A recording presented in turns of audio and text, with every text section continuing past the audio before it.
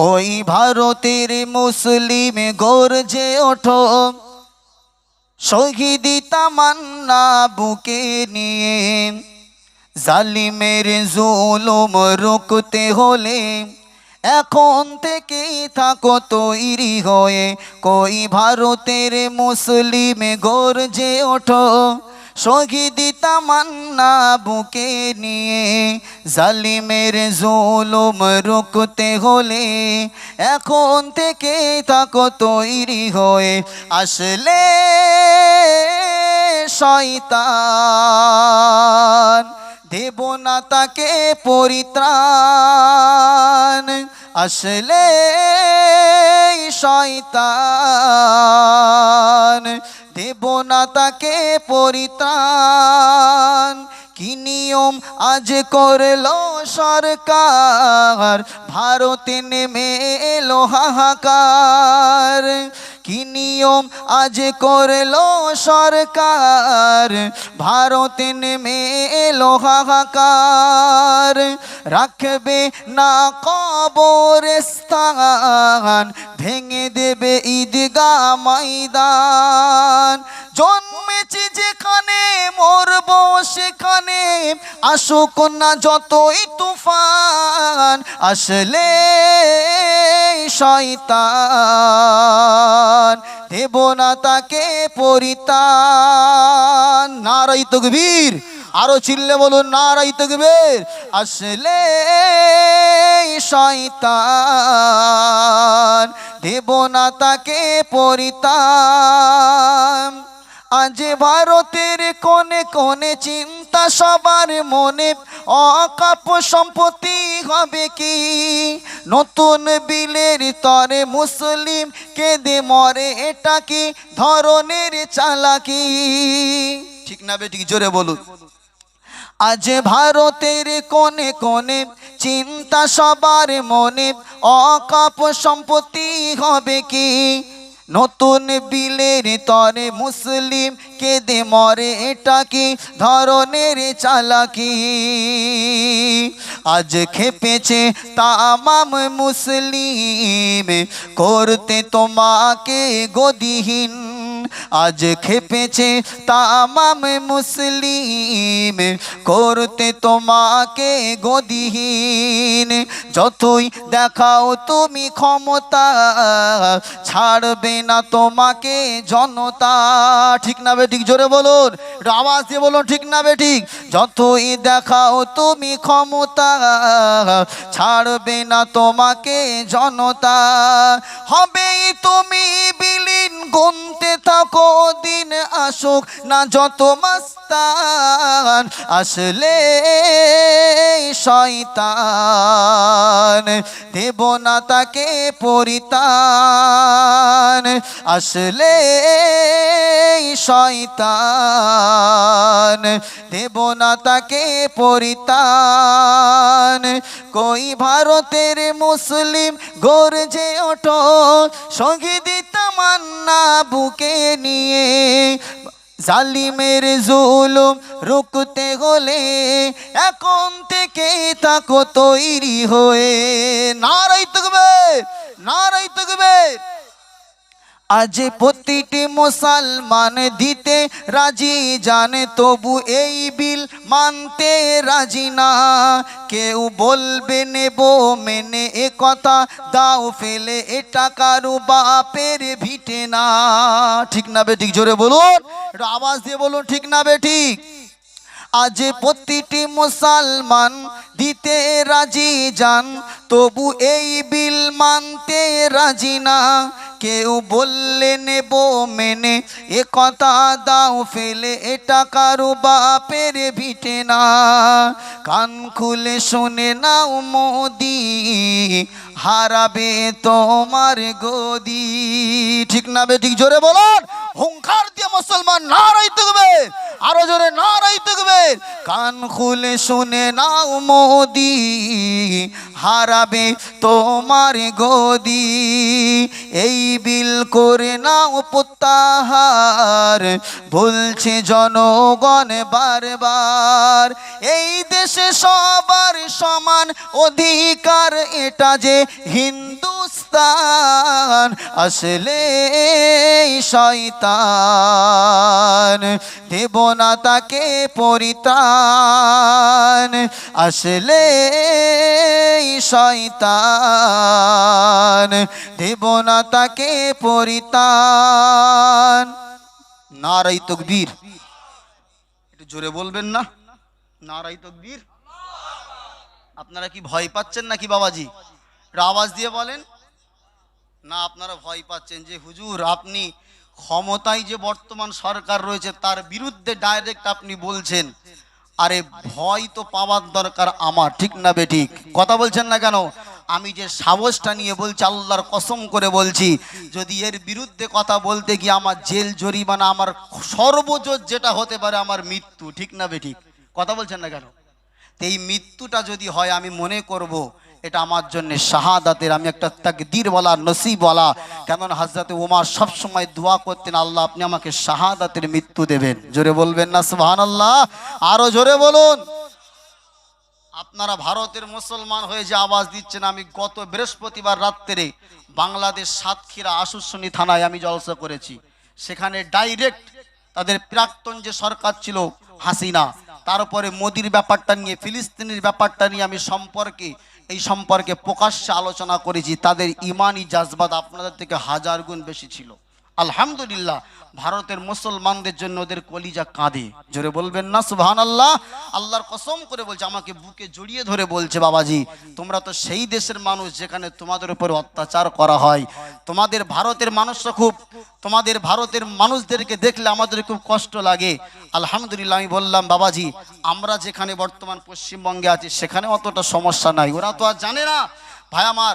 তবে আমি যখন একটা আওয়াজ দিয়েছিলাম, আল্লাহর কসম করে বলছি এর থেকেও দ্বিগুণ তিনগুণ আওয়াজ বাংলাদেশের মানুষেরা দিয়েছিল। সেই আওয়াজটা আমরা ভারতের মুসলমান একটু দিতে পারি না? নারায়ে তাকবীর। আরো জোরে বলুন নারায়ে তাকবীর। নারায়ে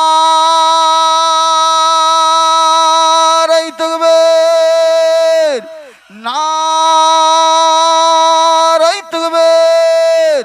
আল কোরআনের আলো, আল হাদিসের আলো, আল কোরআনের আলো, আল হাদিসের আলো। নারায়ে তাকবীর। এই ইমানি পাওয়ার নিয়ে আগিয়ে যেতে হবে। যেতে রাজি আছেন তো ইনশাআল্লাহ? জোরে বলুন ইনশাআল্লাহ। অনেকে ভয় করছে, হুজুর আমি যদি এই লড়াইয়ে যাই আর আমি যদি মরে যাই, আপনি মরে গেলে আল্লাহর কসম করে বলছি আল্লাহ পাক আপনাকে শাহাদাতের মৃত্যু দেবেন। জোরে বলুন সুবহানাল্লাহ। আল্লাহ পাক কোরআনের ভিতরে জানিয়েছেন, ওয়ালা তাহসাবান্নাল্লাযীনা কুতিলু ফি সাবিলিল্লাহি আমওয়াতা বাল আহইয়াউন ইনদা রাব্বিহিম ইরযাকুন। আল্লাহ পাক কোরআনের ভিতরে জানিয়েছেন, ও আমার বান্দা বান্দিরা, ও ঈমানওয়ালারা মনে রাখো, আমি আল্লাহ পাক আমার রাস্তায় যারা, আমি আল্লাহ পাক আমার রাস্তায় যারা শাহাদাত বরণ করে, মৃত্যু বরণ করে, আল্লাহ পাক আমি আমার রাস্তায় যারা জান দিয়ে দুনিয়া থেকে বিদায় নেয়, আমি আল্লাহ জানিয়ে দিলাম, ওয়ালা তাহসাবান্না, ও আমার বান্দা বান্দিরা, তাদেরকে তোমরা কখনো মৃত বলবে না, তাদের কখনো তোমরা মৃত বলবে না। আমি আল্লাহ জানিয়ে দিলাম, বাল আহইয়াউন ইনদা রাব্বিহিম ইরযাকুন।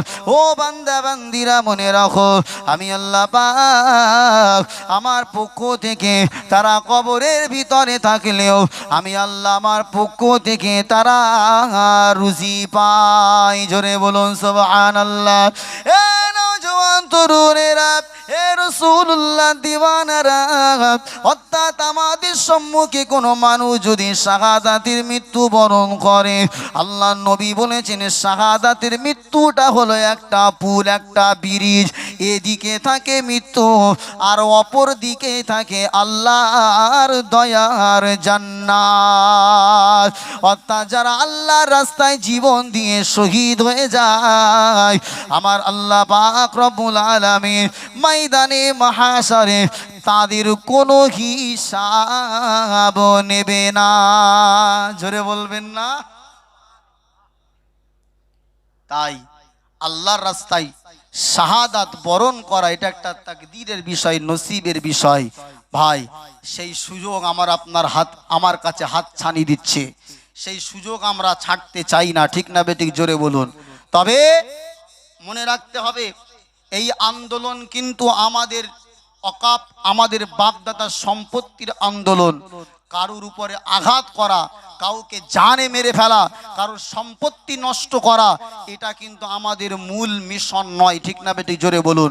তাই দেশের আইনের উপরে রক্ষা করে আমরা যে প্রতিবাদ মিছিল, আমরা যেই বিলের বিরুদ্ধে আছি, সেই প্রতিবাদ করবার লক্ষ্যে আমাদেরকে যখন যেখানে আলেম ওলামারা, আমাদের যারা মাতার তাজ রয়েছে, আমাদের ফুরফুরা শরীফ থেকে আমাদের পিজ্জাদা হুজুররা, পীর সাহেব হুজুররা যখন আমাদেরকে একত্রিত করবেন, ইনশাআল্লাহ সেই সমাবেশে আমরা প্রত্যেকে গিয়ে যোগদান করব। সকলে বলুন ইনশাআল্লাহ।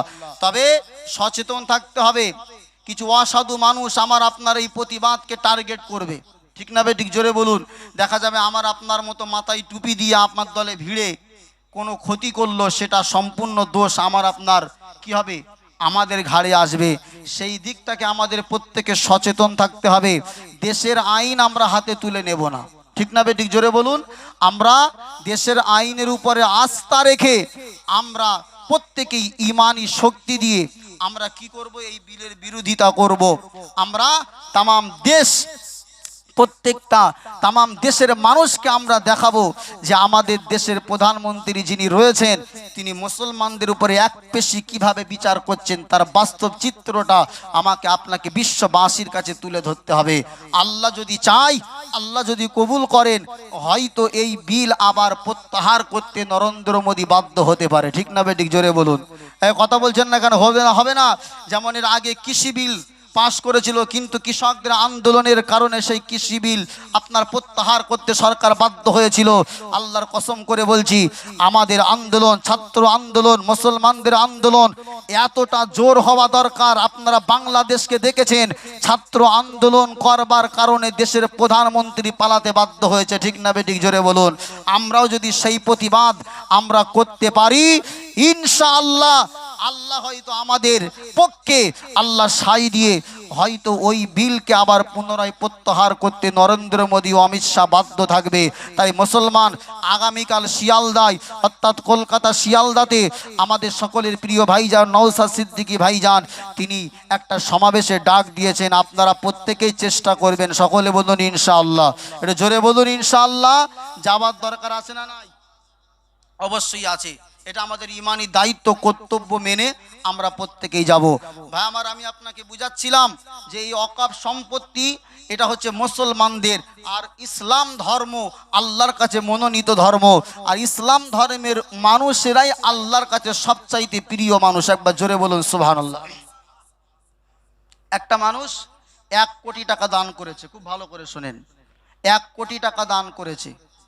তারপরে গ্রামের সমস্ত গরিব অসহায় মানুষদেরকে সহযোগিতা করেছে।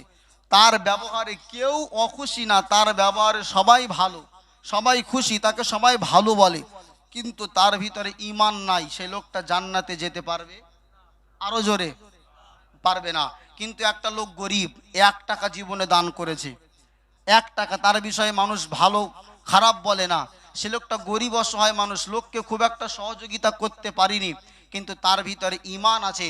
আল্লাহর রাসূল বলেছেন, যার ভিতরে ঈমান আছে সেই হচ্ছে নসিববান, তাকদীরওয়ালা। একবার জোরে বলুন সুবহানাল্লাহ। আল্লাহ পাক কোরআনের ভিতরে সূরাতুল মুমিনুনের ভিতরে বলেছেন কদ, আল্লাহ পাক বলেছেন আফলাহাল মুমিনুন, অবশ্যই যারা মুমিন তারা কামিয়াবি হয়ে গেছে। একবার জোরে বলুন সুবহানাল্লাহ। হবে না, আল্লাহ পাক আফলাহা, আল্লাহ পাক মাজির সিগা ব্যবহার করেছেন, অর্থাৎ হয়ে, জোরে বলুন, গেছে, কামিয়াবি হবে না। অর্থাৎ যারা মুমিন তাদেরকে আল্লাহ পাক একটা পাওয়ার দিয়েছেন, সেটা হচ্ছে কি? ঈমানি পাওয়ার। একবার জোরে বলুন। আমার আব্বাজা ভাইজানেরা, কিন্তু পক্ষান্তরে একটা মানুষ সারাটা জীবন ভালো ভালো কাজ করেছে, ভালো ভালো কথা বলেছে, কিন্তু কোনো দিনের তরে আমার আল্লাহকে দিল থেকে মেনে নেয় না, মুহাম্মাদুর রাসূলুল্লাহকে অন্তর থেকে কলিজা দিয়ে মেনে নেয় না, ওই লোকটা যতই ভালো কাজ করুক না কেন, ওই লোকটা কোনো দিনের তরে আল্লাহর দয়ার জান্নাতে যেতে পারবে না। হে নওজোয়ান তরুণেরা, এর উদাহরণ দেওয়া দেওয়ার জন্য আমি আপনাকে ছোট্ট ঘটনাটা আপনি উদাহরণ হিসাবে নিতে পারেন। আল্লাহ রসুলের চাচা আবু তালেব আল্লাহ নবীকে সব সময় নিজের ছায়া সঙ্গী হিসাবে রেখেছিলেন, সব সময় নিজের ছায়ায় রেখেছিলেন। কোনো সময় আল্লাহ রসুলের উপরে কোনো রকম আক্রমণ, কোনো রকম নির্যাতন আল্লাহ রসুলের চাচা আবু তালেব তিনি আসতে দেয় নাই। তরুণেরা, এ রাসূলুল্লাহ দিওয়ানারা, আল্লাহ নবী চাচা আবু তালেব মৃত্যু শয্যায় শায়িত। আল্লাহ নবী তিনি ভালো করেই জানেন কেউ যদি কলেমা না পড়ে মারা যায় আল্লাহ তাকে জান্নাত দেবেন না। তাই আল্লাহ নবীর দিলটা বড় কান্নায়, আল্লাহ নবী দিলটা বড় খারাপ, আল্লাহ নবী মনটা বড় খারাপ। আমার চাচা আবু তালেব আমাকে এতটা মোহাব্বত করেছে, আমার চাচা আবু তালেব আমাকে এতটা মোহাব্বত প্রেম দিয়েছে, অর্থাৎ আমার চাচা মারা যাওয়ার পরে জাহান্নামের আগুনে জ্বলবে। আমি মুহাম্মাদুর রাসূলুল্লাহ এটা কেমন ভাবে সহ্য করব, সইতে পারি না, সইতে পারি না। আল্লাহ নবী চাচার কাছে গিয়ে বলেন, ও আমার চাচা যান, ও আমার চাচা আবু তালেব, আপনি একটা বারের জন্য শুধু জবান দিয়ে কলেমাটা পাঠ করুন, আল্লাহর ওয়াহদানিয়াত, আল্লাহর একত্ববাদের আপনি স্বীকৃতি দেন। আমি মুহাম্মাদুর রাসূলুল্লাহ আপনার ব্যাপারে আল্লাহর কাছে আপনার জন্য সুপারিশ করব। আল্লাহ নবী চাচাকে বারংবার বলেন, ও চাচা একবার কলেমাটা শুধু পড়েন, আমি জানি আপনি নামাজ পড়েন নাই, আপনি আর কোনো আমল করেন নাই, শুধু কলেমাটা একবার জবান দিয়ে পড়ে নিন। আল্লাহ নবী চাচার কলেমা নসিবে হয় নাই। আল্লাহ নবী যখন বারংবার চাচাকে এই কলেমার তালকিন করতে লেগেছে, আল্লাহ পাক আসমান থেকে কোরআনের আয়াত নাজিল করে দুনিয়া জমিনে পাঠিয়ে দিয়েছেন। ইন্নাকা লা তাহদি মান আহবাবতা ওয়ালাকিন্নাল্লাহ ইয়াহদি মান ইয়াশা।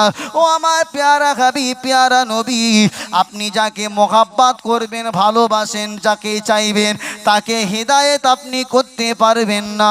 ওয়ালাকিন্নাল্লাহ ইয়াহদি মান ইয়াশা, বরং আল্লাহ যাকে চায়, আল্লাহ যাকে চাইবে তাকেই হিদায়াত দিতে পারে। জোরে বলুন সুবহানাল্লাহ। তরুণেরা, আল্লাহ নবী চাচা আবু তালেব নবীকে এতটা মোহাব্বত করে, প্রেম করে, ভালোবেসে যখন ঈমান না নিয়ে মারা গিয়েছে, আল্লাহ নবীকে জিজ্ঞাসা করা হয়েছিল, ইয়া রাসূলুল্লাহ, ইয়া হাবিবাল্লাহ, হুজুর আপনার চাচাকে আল্লাহ কি অবস্থায় রাখবেন? আপনার নবী জবাবে বলেছিলেন, ও আমার সাহাবীরা, যেহেতু আমার চাচা বেঈমান হয়ে মারা গেছে, ঈমানটা না নিয়ে মারা গেছে, তাই আমার চাচা যেহেতু আমাকে মোহাব্বত করতো, ভালোবাসতো, তাই আল্লাহ পাক আমার চাচাকে জাহান্নামের সব চাইতে সহজ যে শাস্তি আল্লাহ পাক আমার চাচাকে দেবে, আমার চাচার পায়ের নিচে আল্লাহ জাহান্নামের আগুনের খড়ম পরিধান করিয়ে দেবে, যার উত্তাপে আমার চাচার মাথার ঘেনু পর্যন্ত টকবক করে ফুটতে থাকবে। এ নওজোয়ান তরুণেরা, এখান থেকে আপনি শিক্ষা নিন, আল্লাহ নবীর আপন চাচা নবীকে ভালোবেসেছে, নবীকে সাপোর্ট করেছে, কিন্তু কলেমা না পড়ার কারণে তার ঠিকানা কোথায়? জোরে বলুন, জাহান্নাম। তাই আপনি যে ঈমান নামক দৌলতটা পেয়েছি, ঈমান নামক বস্তুটা পেয়েছি, আমরা এটাকে হারাতে চাই না। সকলে বলুন ইনশাআল্লাহ। ঈমান আল্লাহ পাক আপনাকে দিয়েছেন, কিন্তু এটাকে ধরে রাখার দায়িত্ব কার? জোরে বলুন, আমার, আপনার। আপনি যদি ইচ্ছা করে আপনার ঈমানটাকে নষ্ট করেন, আপনি বেঈমান হয়ে মারা যাবেন। আর যদি বেঈমান হয়ে মারা যান, আপনার ভিতরে যদি ঈমানের ছিটে ফুটা না থাকে, তাহলে আপনার ঠিকানা কোথায় হবে? জোরে বলুন, জাহান্নাম। আর যদি আপনার ভিতরে সরিষার দানা পরিমাণের ঈমানও থাকে, আপনি যদি গুনাহগার হন, তাহলে আহলে সুন্নাত ওয়াল জামাআতের আকীদা হলো ওই ব্যক্তিকে আল্লাহ জাহান্নামের সাজা খাটিয়ে হলেও আবার একদিন কোথায় দেবেন? জোরে বলুন, জান্নাতে দেবেন। কিন্তু শর্ত হচ্ছে আপনার ঈমান নামক বস্তুটা আপনার ভিতরে থাকা লাগবে। তো ঈমান আমার আপনার সকলের আছে তো নাকি?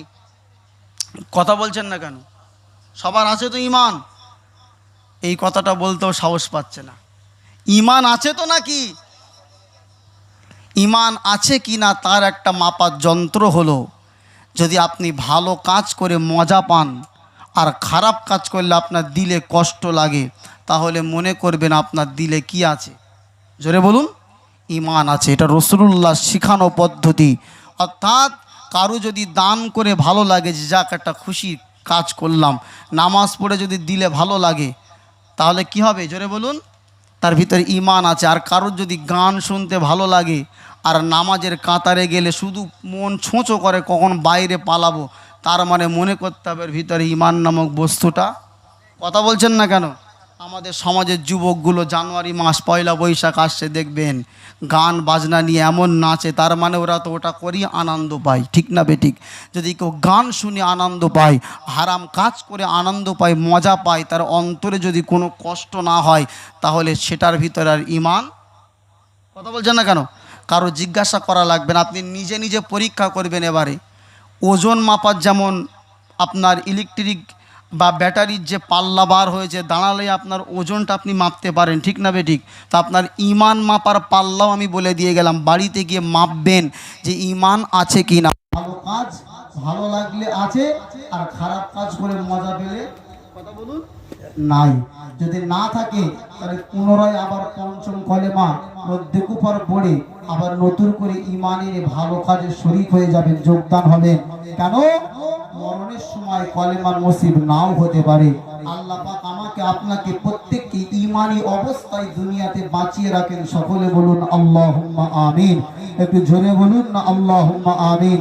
মুহাম্মাদি দুরূদ শরীফ, আল্লাহুম্মা সাল্লি আলা